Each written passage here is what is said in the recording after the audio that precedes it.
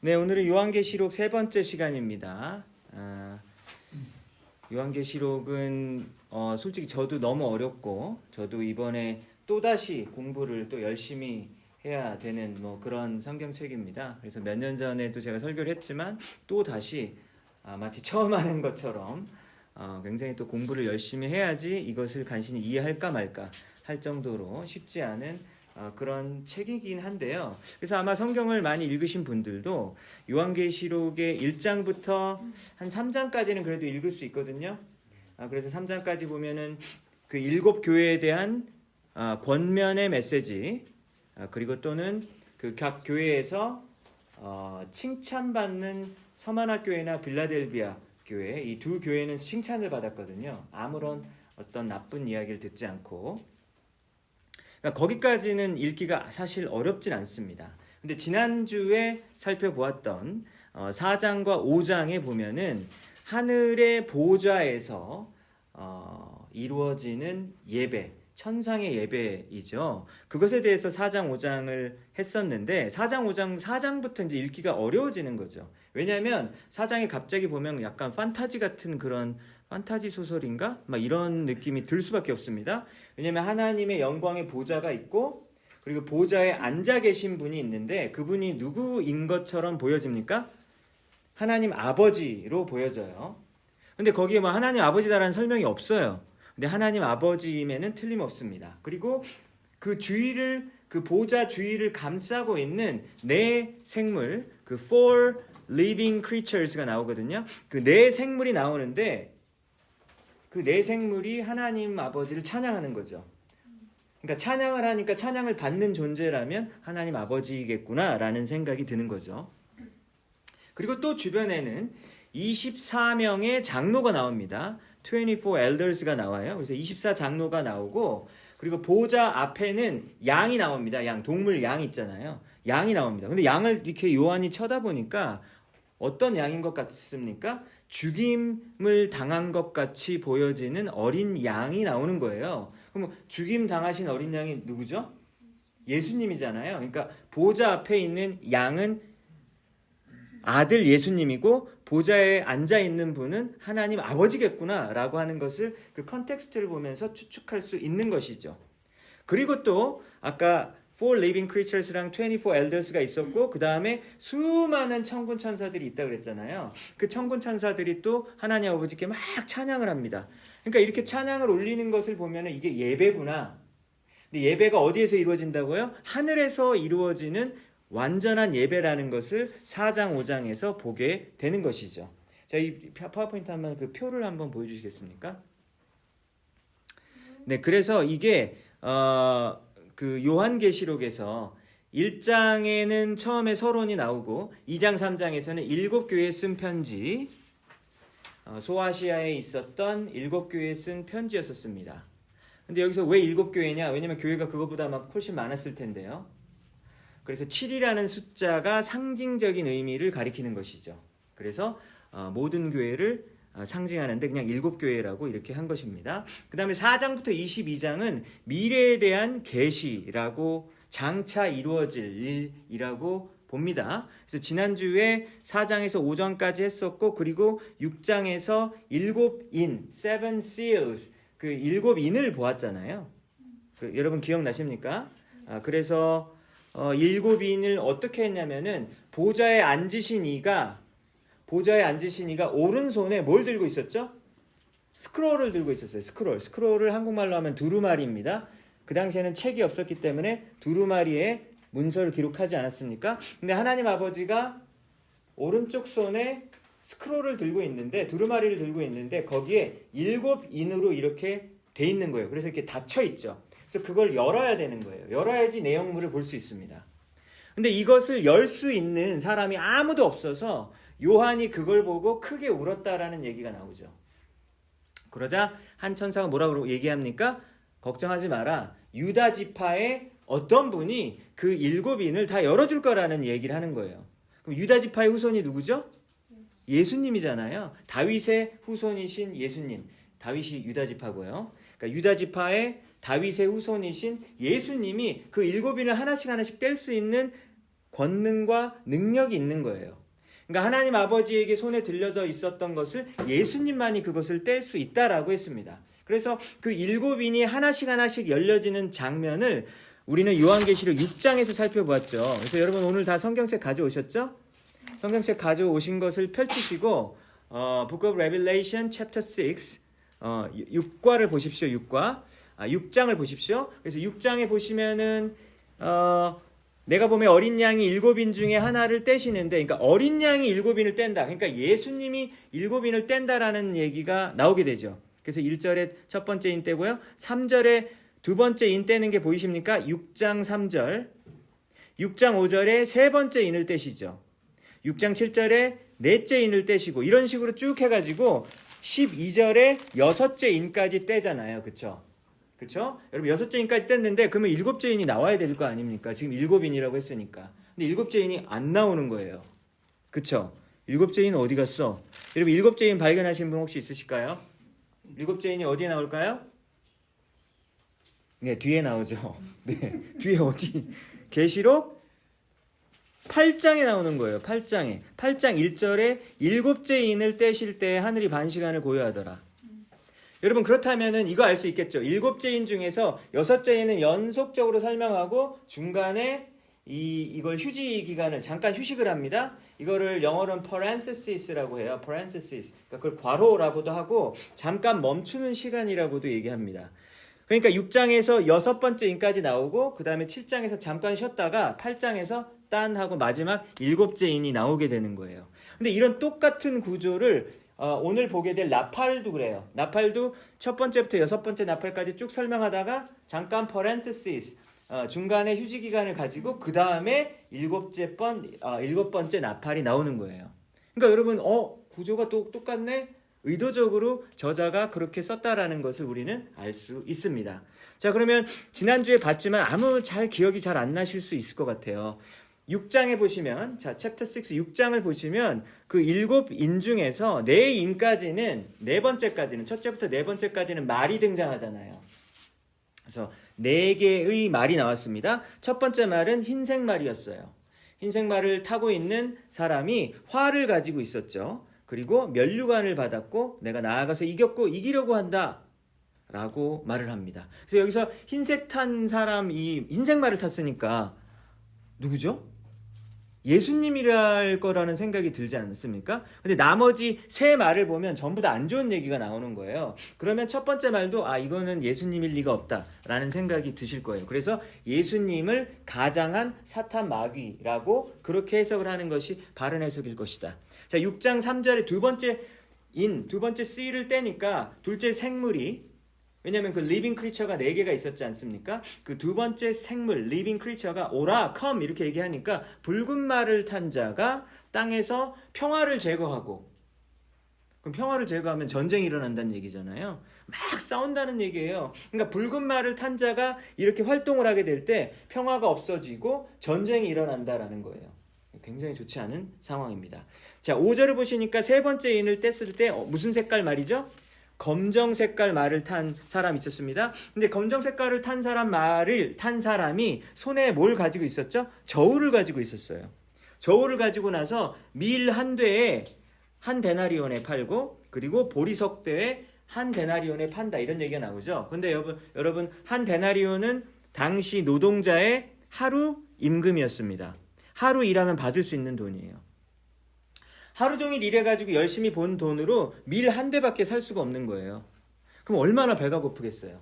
그러니까 먹는 것도 간신히 사는 입장인데 나머지 경제적으로 얼마나 어려웠겠냐. 그래서 이것은 기근을 의미한다. 그리고 경제적으로 극도로 어려운 상황을 이야기한다라는 것이죠. 자, 6장 7절을 보겠습니다. 네 번째 인을 떼니까, 예수님이 네 번째 인을 떼니까요, 청황색 말이 나왔습니다. 그래서 그 청황색 말을 탄 사람은 사망이라고 이름을 붙여줬고, 막 땅의 4분의 1의 권세를 얻어서 칼과 흉년과 사망과 땅의 짐승들을 무기로 삼아가지고 막 사람들을 죽이는, 그러니까 사람들을 엄청나게 많이 죽였죠. 그러니까 사람들이 많이 사망하는 그런 일들이 벌어진다.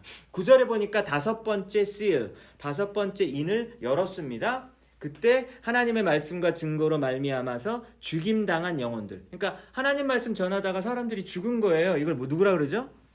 순교자들이라 그러죠.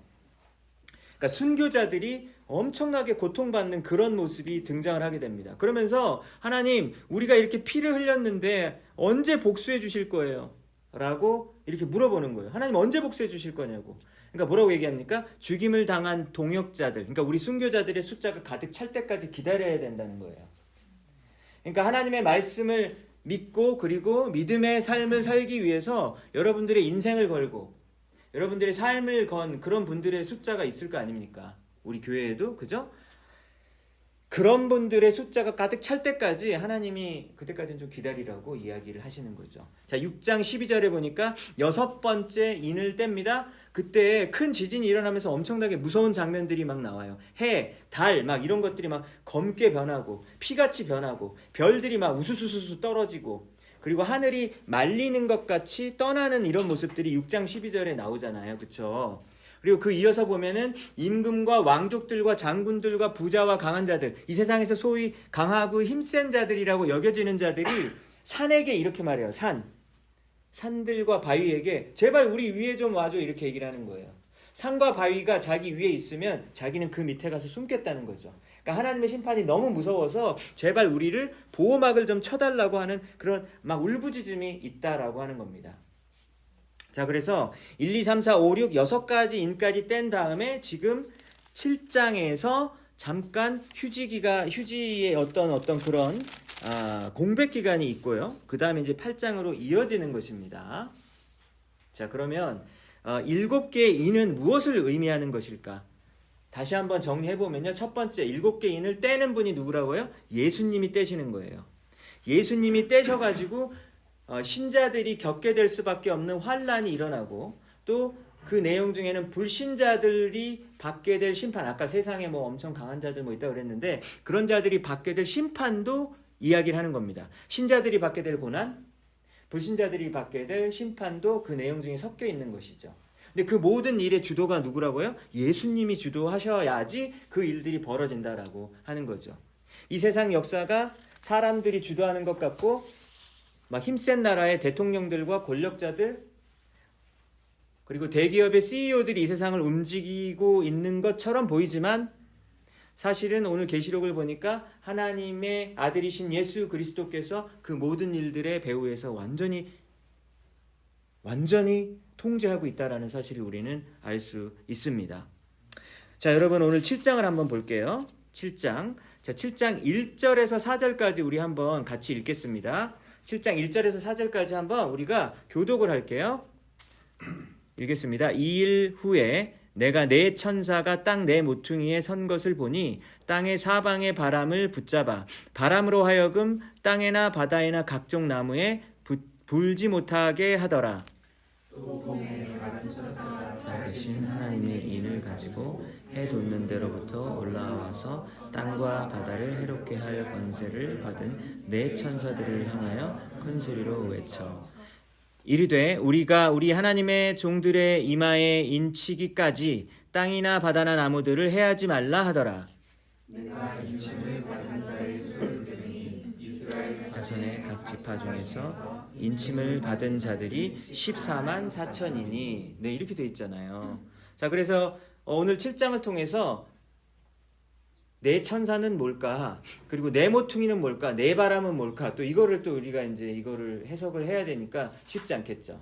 그래서 제가 참 이 계시록을 제가 하고 싶어서 한 게 아니라 매일 성경 본문에 따라서 가기 때문에 이 본문을 하는데 갑자기 이 생각이 나더라고요. 제가 한 5년 전쯤에 다니엘서 설교를 한 적이 있었거든요. 다른 그 전교회에서 다니엘서 설교를 하는데 다니엘이 되게 어렵거든요. 그 뒤에 가면 막 예언 나오고 막 장난이 아니에요. 막 이런 계시록 수준인 거예요. 그래서 그래도 저는 이제 정말 열심히 한 절 한 절 이렇게 막 그 학문적인 해설 막 이런 걸 막 해줬거든요. 주가 갈수록 예배 숫자가 줄어들더라고요. 그래서 점점점 숫자가 줄어들고 그래서 다음 주가 보면 20명 줄어 있고 막 엄청 줄어 있는 거예요. 그래서 제가 이걸 계속 해야 되나? 너무 좀 이렇게 무섭더라고요. 네네. 그래서 자, 이렇게 오늘은 특별히 계시록의 특성상 계속해서 말씀을 이렇게 좀 많이 볼 겁니다. 근데 제가 왜 얘기를 하냐면 예배 끝나고 난 다음에 이제 어떤 분들이 얘기를 하면서 피드백을 때, 목사님 오늘 재밌었어요? 딱 이러더니 이런 경우가 많아요. 오늘 그거 재밌었어요. 그래서 예배를 왜 재미로 해? 근데 그 사람은 재밌는 게 남았던 거죠. 그러니까 뭐가 재밌냐? 말씀 말고 제가 뭐 예를 들면 예화된 거 있잖아요. 그거 오늘 재밌었대요. 그러니까 제가 좀 오늘 예배 내가 망쳤나 보다 이런 생각이 들곤 하더라고요. 하지만 여러분들은 오늘 우리 7장을 우리 자세히 보면서 시험 드는 게 아니라 더 하나님을 깊이 아는 그런 축복이 되기 바랍니다. 네 천사가 있는데 지난주에도 잠깐 한번 설명을 했었던 것 같은데요. 계시록에서 4라는 숫자는 동서남북 어떤 장소 공간의 완전성을 상징한다고 그런 얘기를 했었잖아요. 근데 지금 7장 1절의 시작을 보면 이 일 후에거든요. 그러면 after this예요. after this. 이 일이 있은 다음에. 그러면은 6장까지 일어난 일 다음에라고 이렇게 보여지거든요. 근데 사실 내용을 보면 꼭 그렇지는 않을 수 있다라는 것을 보게 되는데요. 이 일 후에 요한이 4명의 천사가 땅에 4 모퉁이에 선 것을 봤대요. 그러면 이때 또 이것도 문자적으로 해석을 할 거냐 약간 상징적으로 해석을 할 것이냐에 대해서 요한계시록의 기본적인 4가지 접근 기억나시죠? 그것을 또 결정을 해야 되는데 이것도 정말로 그러면은 4명의 천사 그리고 땅 4 모퉁이라는 게 정말로 어떤 것을 가리키는 걸까? 정말로 하나, 둘, 셋, 넷 이런 문자적인 의미일까? 아니면 동서남북을 이야기해서 전 세계를 다 가리키는 것일까? 이렇게 해석을 할 수가 있겠죠. 해석법에 따라서 안경을 무엇으로 끼느냐에 따라서 다른 해석을 할 수 있다라고 하는 겁니다. 근데 제가 처음에 설명드릴 때 우리는 이상주의적 해석법을 적용할 것이기 때문에 상징적 해석을 주로 많이 하게 될 거다라는 이야기를 했습니다. 여기에서 4 모퉁이를 전 세계라고 보고요. 그리고 4명의 천사가 이 땅 4 모퉁이에 섰는데요. 땅의 사방에 바람을 붙잡고 있습니다. 그래서 여기서 보세요. 여기서 바람 부는 것도요. 바람이 뭘 의미하는지도 한번 생각을 해보시면 좋을 것 같아요. 그래서 이 4명의 천사가 지금 바람이 불어야 되는데 바람을 붙잡고 있다는 거예요. 바람을 못 불게 한다는 거예요. 그러니까 우리는 바람 못 붙잡잖아요. 붙잡고 싶다고 붙잡을 수 있어요? 바람 부는데 멈춰! 그런다고 바람이 멈출 리가 없잖아요. 근데 4 천사는 바람을 지금 약간 이렇게 홀드하고 있습니다. 붙잡고 있는 그런 상황인 거예요. 이게 무슨 말일까? 계속 읽어보면요.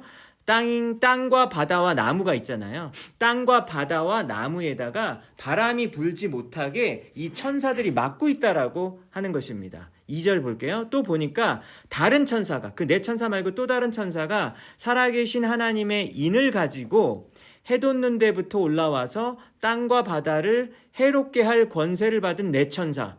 그러니까 아까 그 4 천사가 뭐라고요? 여러분 1절에 나온 4 천사가 어떤 권세를 가지고 있다고요? 어떤 파워를 가지고 있다고요? 땅과 바다를 harm이에요. 해할 수 있는 그 파워를 가지고 있는 거예요. 근데 이 한 천사가 이 4 천사 보고 외쳐서 말을 하는 거예요. 뭐라고 큰 소리로 외칩니다. 뭐라고 외칩니까? 3절에 보면 그 외침의 내용이 나오죠. 뭐라고 말합니까? 우리가 우리 하나님의 종들의 이마에 인치기까지 하나님의 종들, the servants of God, 하나님의 종들, 우리 신자들이겠죠? 우리 신자들의 이마에다가 인을 칠 때까지 땅, 바다, 나무 해야지 마 라고 말한다는 거예요. 자, 여러분 그러면 머릿속으로 지금 그려지셔야 됩니다. 이제 각자 그림이 좀 다르실 텐데 사방에 네 비탱이에 이렇게 천사들이 있어요. 그래서 바람을 막고 있습니다. 근데 옆에 또 다른 천사가 해가지고 야, 아직 바람 불게 하지 마. 4 천사가 바람을 불게 할 권세가 있어요. 바람 불게 하지 마. 언제까지? 우리 하나님의 종들이 인침을 받을 때까지. 그래서 여기서 이제 인침을 하나님의 보호하심을 온전히 받을 때까지는 그렇게 험한 일 일어나게 하지 마라고 이렇게 해석할 수 있다라고 하는 것이죠. 여러분, 그래서 이렇게 해석을 했습니다. 그렇다면은 이 4 바람이 이 계시록 6장 방금 이 전장에서 살펴보았던 4가지 말 혹시 기억나시죠? 4말. 아까 그 흰색 말, 붉은색 말, 검정색 말, 그 다음에 청황색 말이야. 그런 말이 4말이 있었잖아요. 그 4말이 일어날 때마다 이렇게 힘든 일들이 막 일어났잖아요. 그러니까 그것과 같이 간다라고 보실 수 있습니다. 그 다음에 구약 성경에 스가랴, 6장 5절에 보면요. 말이 달린 네 병거 이야기가 나오거든요. 그 four chariot이 나옵니다. 근데 그 네 병거가 뭐라고 나오냐면 네 바람이라는 말이 그냥 딱 나와요. 그냥 확실하게. 그러니까 여러분 스가랴 6장에서 네 병거가 말이 달린 병거인데 그게 뭐라고 나오냐면 네 바람이라는 말이 그대로 나와버려요. 그러면 여기 요한계시록 7장의 네 바람을 해석하기 위해서 가장 좋은 해석법은 성경이 성경을 해석하게, 그쵸? 그것이 가장 정확한 근거가 되는 거지. 이거 같아요, 저거 같아요 라고 뭐 추측하면 온갖 얘기가 다 나올 수 있지 않겠습니까?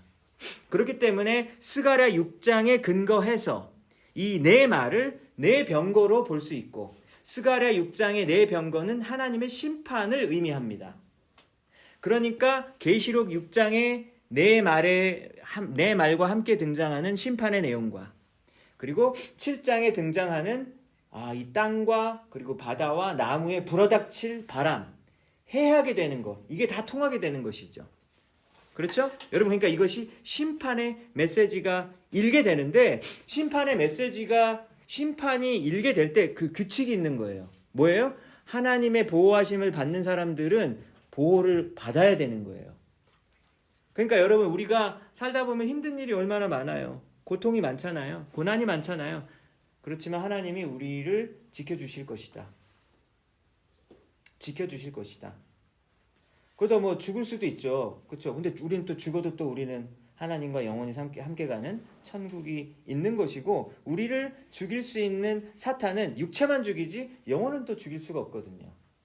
그리고 우리의 영혼은 부활하신 예수 그리스도를 따라서 우리도 부활할 것이기 때문에 사실 우리는 걱정할 것이 없다라고 하는 것입니다. 그러니까 여러분, 이 땅에 고난이 너무 많고 또 너무 길 때 드는 생각이 어떤 생각이 드냐면, 하나님 어디 갔어? 하나님 너무 침묵하신다. 내가 지금 잘못된 그 기독교에 지금 믿어가지고 교회에 너무 많은 시간과 에너지를 쓰고 있는 거 아니야? 이런 회의감이 몰려올 때가 있다라고 하는 것이죠. 그렇지 않다. 하나님이 지켜주신다라고 이야기하는 것입니다. 여러분, 여기서 그 하나님의 그 종들이 이마에다가 인침을 받게 되는 그런 얘기를 했는데, 인침을 받게 되는 자들의 숫자가 몇 명이라고 나오죠? 14만 4천 명이 등장하게 됩니다. 근데 14만 4천 명이 지금 5절부터 8절까지 합쳐보면 14만 4천 명이 나옵니다. 한번 해보실까요? 자, 그러면 5절에 보시면 유다 지파 중에 인침을 받은 자가 12,000명이래요. 자, 그러면 여러분 12,000명 곱하기 여기 이제 12지파가 등장하거든요. 12,000 곱하기 11을 하면 몇이죠? 14만 4천입니다. 그렇죠? 12,000 곱하기 11을 하면 14만 4천 명이라는 것이죠. 그렇다면 여기서 또 이제 생각을 해야 되는 거예요. 그럼 여기서 나오는 12지파는 창세기의 야곱의 아들 12명에 되게 근거한 것 같잖아요. 12명의 아들, 12지파. 구약에서 우리가 알고 있는 12지파. 그 생각이 나실 거예요. 그렇다면은 구약의 12지파니까 이스라엘 백성들. 근데 신약 시대에서 이스라엘 백성들은 하나님을 믿는 예수 그리스도를 따르는 어떤 성도들이라고 할 수 있을 거예요. 그래서 이 12지파를 이스라엘 사람들만 구원받는 거야 라고 하면 진짜 유대 민족만 구원받는 거예요. 문자적 해석을 하게 되면. 그럼 이스라엘 사람들이 진짜 대단한 사람이고 우린 뭐지? 우리는 한국 사람, 이방인들. 이렇게 되는 거예요. 그럼 그 해석은 좀 잘못된 것이겠죠. 그러니까 여기서 말하는 12지파는 하나님의 모든 백성들을 의미하는 것이다. 국적에 상관없이. 라는 것을 우리는 알 수 있습니다. 자, 그래서 여기서 14만 4천 명을 이렇게 계산할 수 있죠. 12 곱하기 1000 이렇게 하면은 14만 4천이 나오거든요. 10이라는 숫자는 완전함의 숫자, 또 곱하기 12 완전함의 숫자, 완전함의 완전함. 그리고 1000이라는 것은 큰 숫자를 의미합니다. 그래서 완전함과 큰 숫자. 그래서 이것이 구원받을 모든 성도들의 숫자의 상징적인 그 의미를 가지고 있다라고 생각을 하셔야지, 이것을 문자 그대로 받아들이면 신천지처럼 아니면 여호와의 증인처럼 자, 우리 14만 3천 명 찼어요. 자, 이제 1,000명만 더 받으면 이제 끝납니다. 이렇게 되면 엄청 사람들이 공포심을 유발하게 되고, 그래서 잘못된 신앙을 유도하게 되는 게 이게 진짜 심각한 사회 문제가 될 수 있다라고 하는 것이죠. 그러니까 이건 상징적인 구원받을 모든 사람들의 숫자라고 봐야 하는 것입니다. 자, 그런데 여러분, 이거를 할까 말까 제가 고민을 많이 했는데 그래도 좀 해볼게요. 자, 여기서 유다 지파랑 여기를 한번 잘 보시면 유다 지파, 루벤 지파, 갓 지파 이렇게 좀 있잖아요. 여러분 근데 여기 보시면 그 이스라엘의 12지파랑 좀 달라요. 목록이 다르다는 것을 알 수 있을 텐데요. 그거를 아실 수 있는 분은 아마 거의 없을 것 같기도 한데 왜냐면 이게 너무 마이너한 부분이기 때문에 그렇게 보여줄 수 있는데 다음 파워포인트를 한번 보여주실래요? 네, 이거 아까 했죠. 네, 이걸 한번 보겠습니다. 여러분 성경에 보면은 이건 좀 되게 어려운 부분이지만 여러분은 하실 수 있을 거라고 생각합니다. 창세기 49장에 12지파 얘기가 나오잖아요. 그때 이제 야곱이 각 지파별로 축복을 해 주는데 이 자료는 제가 나중에 올려드릴게요. 네, 그래서 이 12지파가 나오는데 이거는 진짜로 그 야곱의 와이프가 4명이었잖아요. 야곱의 와이프가 4명에 따라서 지금 색깔별로 나눠 놓은 겁니다. 그래서 레아와 라헬, 여기 이제 라헬 아이들이고 여기 레아 아이들이고 그리고 빌하와 실바가 있었잖아요. 네, 실바와 빌하가 있었는데 각각의 그 여종들이었습니다. 그래서 4명의 그 와이프가 낳은 그 아들들이 총 12명이고 딸 1명 디나가 있었잖아요. 그래서 이 12명이 이스라엘의 12지파가 나중에 된 겁니다. 그 12지파의 조상들인 것이죠. 그러니까 이들이 되게 중요해요. 왜냐면 맨날 지파 잡고 따지잖아요. 그러니까 이 야곱의 12아들이 굉장히 중요하다라고 하는 겁니다. 그래서 여러분들이 잘 아시는 그 요셉, 이집트 가가지고 총리된 사람, 이 사람이 라헬의 레이첼의 아들이잖아요. 그리고 베냐민 낳았고요. 그쵸? 그런데 여러분 얼마 전에 우리 땅 분배, 요즘에 맥체인 성경 땅 분배하는 거 하잖아요. 땅 분배할 때 여러분 레위 지파가 땅을 받습니까? 못 받습니까? 못 받잖아요. 그래서 여기 레위 지파가 있어요? 없어요? 여기에 없어요. 레위 지파가 없죠. 왜요? 레위 지파의 기업, 그 유산은 뭐죠? 하나님. 야, 너희들은 내가 너희 유산이야. 그럼 좋다 이렇게 해야 되는데 땅 안 주고 하나님 주는 거예요. 그러니까 좀 속상하지만 그래도 그래 우린 레위 지파니까 뭐 레위 지파가 빠져 있어요. 그럼 여기서 여러분 12 빼기 2를 해야 될 거 아니에요? 그럼 11이 돼야 되잖아요. 근데 여기 여전히 10이에요. 어떻게 된 거죠? 네? 그렇죠. 요셉이 여기서 요셉이 또 빠집니다. 요셉이 빠지고 요셉의 아들이 2명이거든요. 이집트에서 낳은 아들 2명. 누구죠? 므낫세와 에브라임이 있는데 므낫세와 에브라임이 므낫세와 에브라임이 여기 대신 들어가는 거죠. 그러니까 다른 지파들은 다 하나씩 받는데 요셉만 2배로 받는다라는 것을 우리는 알 수 있습니다. 그러면은 요셉이 장자인 거죠. 더블 포션을 받았으니까. 요셉이 2배 받았으니까 장자인 거예요. 그러니까 원래는 야곱의 장자는 루벤이 받아야 되잖아요. 근데 루벤이 못 받고 루벤은 아버지의 침상을 더럽혔기 때문에 여기 첩이랑 잤습니다. 그러니까 루벤은 아웃.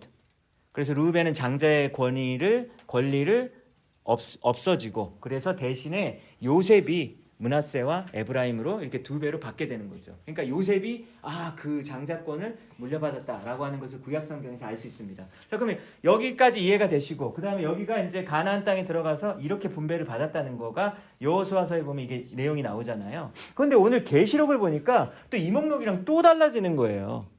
근데 여기는 사실 해석이 너무 어렵고 또 분분해서 뭐 정확한 해석을 내기는 사실은 좀 불가능해 보인다고 보여집니다. 어떻게 달라지느냐면 보시면 여기 요셉이 있어요. 요셉이 있으면은 므낫세 에브라임을 포함해야 되는 거잖아요. 그런데 여기 므낫세가 있습니다. 므낫세도 있고 요셉이 있는 거예요. 그럼 에브라임이 어디 갔어요? 에브라임이 없는 거예요, 여기. 오늘 여기 잘 보세요. 7장에 보시면 에브라임이 없습니다. 그리고 또 여기 중에서 뭐가 사라졌냐면 단 지파가 없어요. 단 지파가. 그게 좀 되게 특이한 부분이죠. 단지파가 없다. 그래서 이거를 해석하기 위해서 신학자들이 단지파가 뭘 잘못했나 쭉 찾아보는 거예요. 단지파가 뭘 잘못했길래 빠졌을까? 그러면서 이제 이야기를 사실 어찌 보면 좀 껴맞춘 것일 수도 있고 아니면 그거를 이해하기 위해서 그렇게 할 수 있는데 뭐 구약 성경에 보면 단지파가 막 우상 숭배한 거 몇 장면이 나오거든요. 그래서 그것 때문에 단지파가 빠진 것이다. 이렇게 이야기도 하거든요. 하여튼 그렇게 된다라는 것을 여러분 이해해 주시고 그 다음에 그러면 므낫세는 들어갔는데 에브라임은 왜 없고 또 요셉이 들어갔느냐. 그래서 요셉이 아마 에브라임을 사실은 대치한 것이다 라고 이렇게 해석을 하기도 합니다. 하지만 이 부분은 누구도 100% 내가 맞아 라고 주장하는 건 좀 곤란하다라고 하는 것이죠. 자, 그 다음에 요한계시록에 나오는 여러분 이 하나님의 유산을 물려받는데 제일 먼저 누가 먼저 나오죠? 유다가 나오잖아요. 이게 특이한 것이죠. 원래는 르우벤이 나오든지 아니면은 행군했을 때도 이제 유다가 맨 먼저 나왔는데 여기 아까 얘기하셨듯이 요셉이 두 지파 그 두 배 포션을 받았는데 여기는 유다 지파가 맨 먼저 나옴으로써 유다 지파의 중요성을 얘기할 수 있는 것이죠. 유다 지파에 누구가 나온다고요? 예수님이 유다 지파의 후손으로 나온다라고 하는 겁니다. 그래서 저는 여기에서 뭐가 저는 좀 크게 감동을 와닿았냐면 요한계시록에 레위 지파가 들어간다는 게 너무 감동적이었어요. 근데 여러분들이 레위 지파인 거 아시죠? 네, 그 부분은 이따가 설명하도록 하겠습니다. 자, 여러분 여기까지 해가지고 7장을 마치도록 할게요. 8장을 보겠습니다. 요한계시록 8장입니다. 자, 8장에 보시면은요, 1절에 보시면 7째 인을 떼는 게 드디어 나옵니다. 그러니까 6째 인까지 뗐다가 7장에서 잠깐 퍼렌테시스를 가진 다음에 8장에서 7째 인을 뗐을 때 하늘이 반 시간쯤 고요하더라라는 얘기 나옵니다. 여러분 고요하다라는 거는 silence로 번역을 했어요. 침묵으로 번역했는데 침묵이라는 그 단어가 구약 성경의 하박국 2장과 스가랴서 2장을 보면 침묵이 하나님의 심판을 의미하는 것을 알 수 있습니다. 그러니까 하나님의 또 무서운 심판이, 그러니까 6째인 뭐 계속 이어가면서 어떤 심판의 메시지가 이어진다라고 하는 것을 우리는 알 수 있습니다. 자, 여러분 그 다음에 8장 6절에서 13절까지 읽겠습니다. 자, 8장 6절에서 13절까지 교독할게요. 8장 6절에서 13절까지입니다. 7 나팔을 가진 7 천사가 나팔 불기를 준비하더라.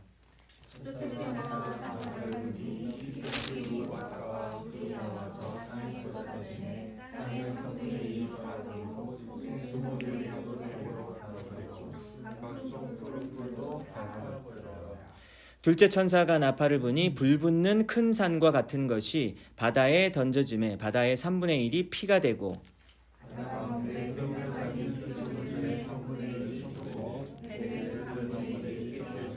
셋째 천사가 나팔을 부니 횃불같이 타는 큰 별이 하늘에서 떨어져 강들의 3분의 1과 여러 물샘에 떨어지니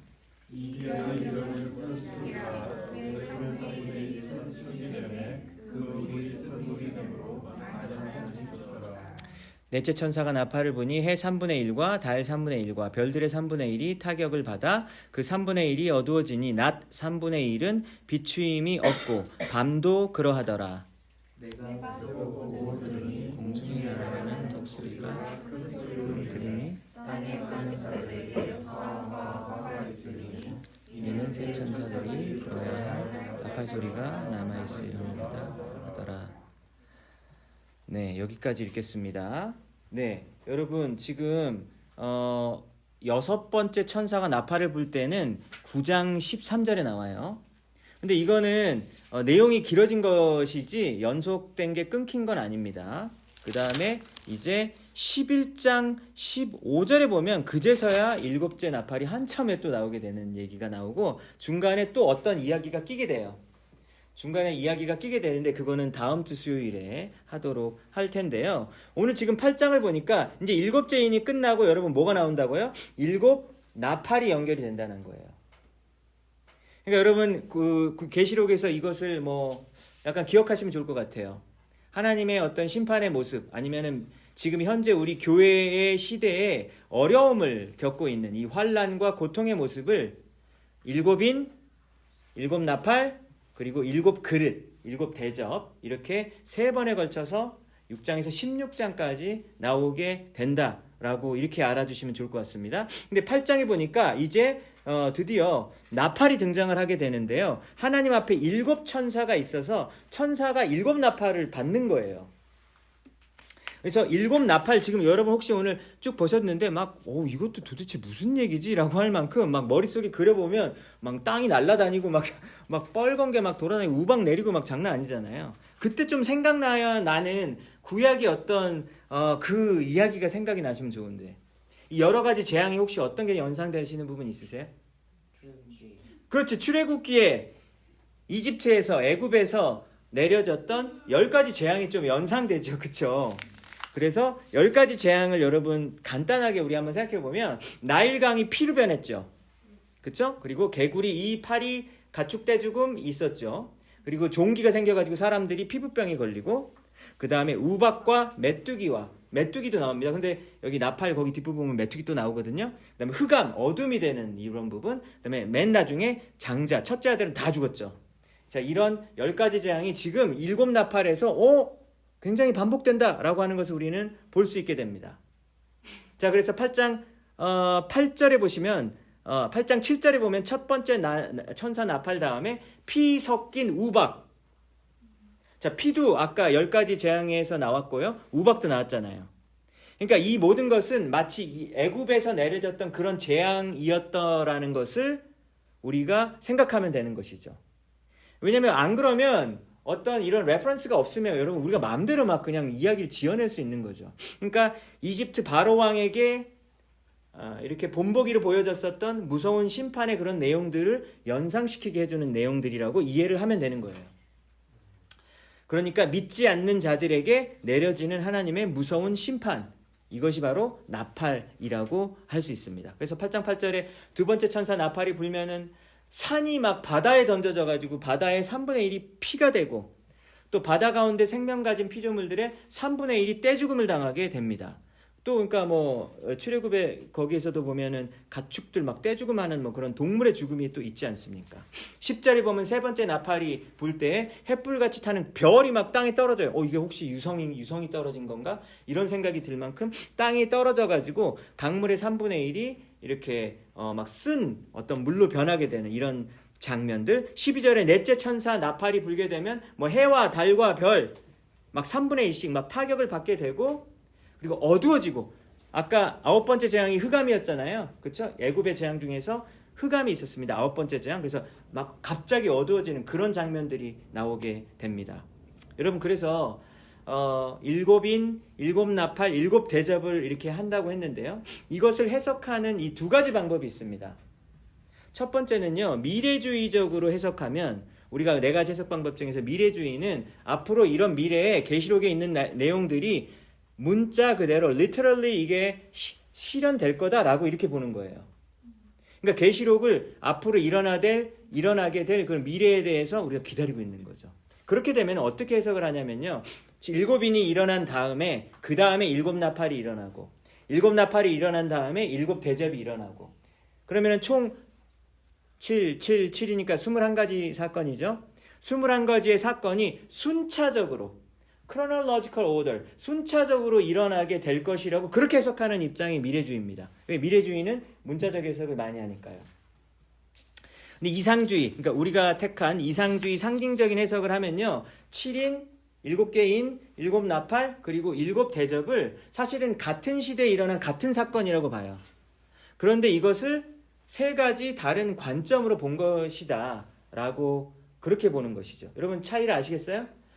이거 일어난 다음에 이거 일어난 다음에 이거 일어난다, 이렇게 정말 그 연도를 이렇게 생각하는, 그렇게 해석하는 방법이 있고, 또 한 가지 방법은 똑같은 사건인데 여기서 보고 여기서 보고 여기서 보고 이렇게 다각적으로 같은 사건을 본 것이죠. 그러니까 사실은 하나다라고 보는 게 이상주의적인 해석법이다라고 하는 것이죠. 예를 들면 우크라이나 전쟁이 일어나고 있고 한참 일어나고 있고, 미국 텍사스에 엄청난 홍수가 일어나가지고 막 100 몇십 명의 막 어린이들이 막 죽고, 두 가지 사건. 또 한국에서 대통령 선거가 일어났어요. 자, 이 세 가지 일의 공통점은 뭘까요? 2025년에 일어난 일이잖아요. 그러니까 이 시대에 일어날 수 있는 그런 사건들을 이렇게 따르게 이렇게 보고지만 다 실은 같은 시대 사건을 얘기한다라고 하는 거예요. 그래서 이상주의에서 해석할 때는 이 7인, 7나팔, 7대접을 지금 교회가 존재하는 이 시대, 예수님이 죽으시고 그리고 예수님이 다시 오실 그 사이를 우리가 지금 살고 있지 않습니까? 그렇죠? 이 여러 가지 고난들과 핍박들과 환란이 존재하는 이 시간을 세 가지 관점으로 다르게 보고 있는 것이다. 그래서 요한계시록은 지금 현재 우리가 살고 있는 이 시대를 지금 이야기하고 있는 것이다 라고 보는 것이 이상주의적 해석의 내용의 어떤 해석이다라고 할 수 있는 것이죠. 다음 시간에 이어서 이 7나팔과 7대접이라는 것에 대해서 조금 더 우리 좀 더 깊이 보도록 하겠습니다. 5번에 걸쳐서 요한계시록을 보려고 그랬는데 시간이 조금 이렇게 되게 촉박하게 느껴져서 뭐 한 번 더 연장하든지 그렇게 하도록 하겠는데요. 오늘 7장 14절과 17절을 한 번만 더 읽어보겠습니다. 7장 14절에서 17절. 그러니까 6번째 인이 떼어지고 나서 중간 이야기인데요. 이런 얘기가 나와 있어요. 7장 14절에서 17절 우리 한번 같이 읽어볼게요. 내가 말하기를 내 주여 당신이 아시나이다 하니 그가 나에게 이르되 이는 큰 환난에서 나오는 자들인데 어린 양의 피에 그 옷을 씻어 희게 하였느니라. 그러므로 그들의 하나님의 보좌 앞에 있고 또 그의 성전에서 밤낮 하나님을 섬김에 보좌에 앉으신 이가 그들 위에 장막을 치시리니 그들이 다시는 줄이지도 아니하며 목마르지도 아니하고 해나 아무 뜨거운 기운에 상하지도 아니하리니 이는 보좌 가운데 계신 어린 양이 그들의 목자가 되사 생명수 샘으로 인도하시고 하나님께서 그들의 눈에서 모든 눈물을 씻어 주실 것임이니라. 여러분 이 사실을 믿으시기 바랍니다. 가나안 땅에서 유업을 받지 못했던 레위 지파가 천국에서 하나님의 유업을 받는 그 14만 4천 명의 무리 안에 들어있는 모습을 방금 7장에서 보았잖아요. 그래서 여러분 지금 현재 이 땅에서 사시면서 눈에 보이는 우리 육신의 눈으로 볼 수 있는 그리고 세상에서 우리가 막 가지고 싶어하는 뭐 그런 것들 뭐 재산이나 아니면 건강도 가지고 싶죠, 그죠? 그 다음에 풍성한 삶으로의 초대를 보면 4P가 나오잖아요. 4P 뭐였죠? 명예, 권력, 재산, 즐거움. 그 4P가 나왔잖아요. 명예, 재산, 권력, 즐거움. 이것을 내가 원하는 만큼 누리지 못하실 수도 있을 것 같아요. 다 누리시는 분도 있으시겠지만 저는 돈이 너무 많아서 필요가 없습니다. 이런 분도 계시지만 대부분의 사람들은 좀 많이 부족한데 이런 생각이 많이 들어서 힘드실 때가 있으실 것 같아요. 그런데 여러분 그 여호수아 시대 때 레위 지파를 한번 생각해 보면 전 레위 지파가 많이 힘들었을 것 같은 거예요. 나는 제사장 일을 해야 되고 성전 일을 감당하는 소위 말해서 거룩한 일을 감당하고 고귀한 일을 감당하고 사람들이 막 존경도 해줘요. 그래서 내가 유일하게 바라봐야 되는 거는 여호와 하나님인 것이죠. 그러니까 그거 알긴 알아요. 그런데 나머지 11지파 모두들은 다 그걸 갖고 있는 거예요. 땅 갖고 있어요. 근데 본인은 못 가지는 거예요. 그러면 이런 생각이 들지 않았을까? 왜 나는 땅이 없지? 땅을 주긴 줬죠. 왜냐면 살긴 살아야 되니까. 그래서 조그만 목초지 같은 것만 줬지 레위 지파는 진짜 유산으로 받을 수 있는 그런 재산 증식이 어떤 그런 재산이 없었단 말이죠. 왜 나는 더 저들처럼 저 11지파처럼 더 즐기고 더 누리고 더 축적하고 재산을 축적하고 이런 것을 못할까라는 생각이 분명히 들었을 것 같아요. 근데 이런 태도와 모습이 우리에게도 있을 수 있다라는 생각이 듭니다.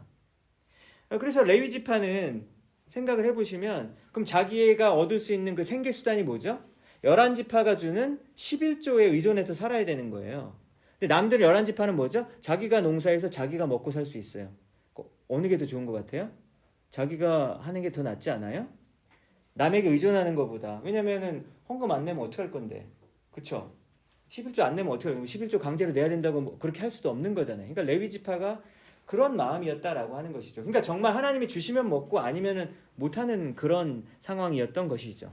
그러니까 좀 쉽진 않았을 것 같다라는 생각이 듭니다. 우리가 이 땅에 발을 딛고 살지만 하늘의 시선을 고정하고 하나님을 즐거워하며 살기를 바라야 되는 것을 알고 있는데 그 하나님께서 앞으로 주실 상급과 영광과 그 특권이 우리의 육안으로 보이지 않고 우리의 체감적으로 느껴지지 않을 때가 참으로 많다고 하는 것이죠. 그래서 히브리서 11장에서는 믿음을 어떻게 정의합니까? 바라는 것들의 실상이요. 그러니까 내가 바라고 소망하는 것들이 실제로 사실은 있는데 지금은 없지만 그거 진짜야 라고 이렇게 말하는 것이죠. 실상이라고 하는 거예요. 그래서 영어 성경에서 assurance라고 번역을 했습니다. 내가 바라고 소망한 게 반드시 있다라고 확신하는 거죠. 그 다음에 눈에 보이지 않는 것들 안 보여. 안 보이는데 있다라는 확실한 증거가 있다라고 생각하는 여러분 그게 바로 믿음이다라고 하는 겁니다. 그러니까 믿음은 뭐냐면 안 보이는 걸 보이는 것처럼 진짜 보이는 것처럼 있는 것처럼 그렇게 행동하고 사는 게 믿음인 것이죠. 그래서 예수님이 보지 않고도 믿는 자가 복되도다라고 하는 말과 너무나도 연결이 되는 부분입니다. 논리적, 이성적, 과학적 증거가 없을지라도 내가 지금 확신하며 사는 것을 믿음이라고 하는 것이죠. 레위 지파가 이 땅에서는 유업을 받지 못했지만 천국에서는 반드시 유업을 물려받게 되는 것처럼 말입니다. 제가 최근에 어떤 한 분을 만났는데요. 저한테 이렇게 얘기하더라고요. 자기 이제 더 이상 하나님 좀 못 믿겠다고 그렇게 거의 신앙을 버린다는 얘기인가? 이렇게 저는 거의 이해가 될 만큼 그런 말을 했어요. 그래서 왜 그러냐? 이유가 뭐냐라고 하니까 하나님이 너무나 오랜 시간 동안 자신의 기도에 응답을 하지 않았다는 거예요.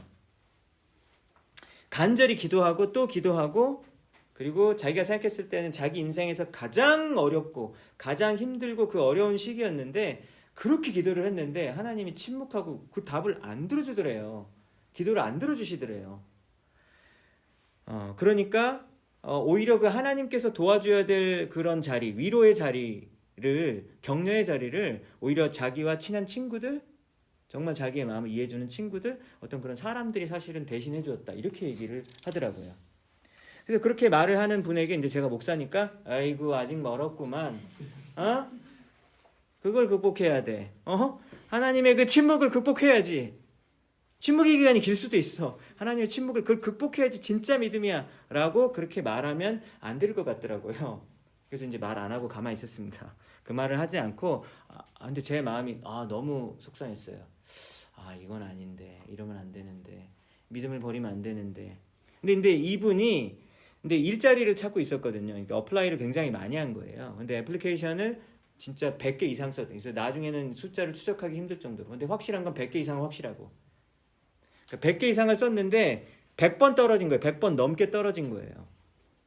그런 마음은 이제 사실 우리 어른들은 좀 잘 모르실 수도 있을 것 같아요. 우리 시대 때는 많이 써봐야 10개 정도 아닌가요? 그러면 웬만하면 붙고 그랬었잖아요. 근데 요즘 우리 청년들은 진짜 100개, 200개 써도 못 붙는 경우가 너무 많다라고 하는 거죠. 그래서 저는 솔직히 말해서 100개까지 쓴 게 진짜 너무 대단하다. 저는 그렇게 느껴졌어요. 그래서 이분이 정말 존경스러웠어요. 뚝심이 대단하다. 그리고 그 기간이 정말 꽤 길었는데 그 기간에 어떻게 정신 질환을 겪지 않고 그거를 견딜 수 있었을까? 저 같으면 그냥 저는 바로 공황장애가 왔었을 것 같아요. 그런데 이분은 그 안 걸 이렇게 잘 마음을 이렇게 잘 다스렸다고 하더라고요. 여러분 100군데에서 이제 이런 이메일을 받는 거예요. 당신은 훌륭한 인재이지만 저희 회사와 맞지 않으셔서 이번에 함께하지 못하게 되어서 죄송합니다. 이렇게 나이스하게 이제 약간 이렇게 내용을 한 것 같지만 이게 머릿속에서 나는 어떻게 이게 해석을 해야 되는 거죠? 넌 못해 이런 거잖아요. 너는 못해. 너는 실패자야. 너는 자격이 없어. 너는 무능해. 이런 거죠. 여러분 이것을 100번 넘게 오피셜 레터로 받는 거예요. 그러니까 여러분 아무리 자존감이 높은 사람도 이렇게 100번 당하면요 못 버틸걸요? 여러분은 어떠세요? 버티실 수 있으실 것 같으세요? 진짜 자존감 좋으신 분들 아마 그래도 100번 하면은 다 그냥 쓰러지실 거예요.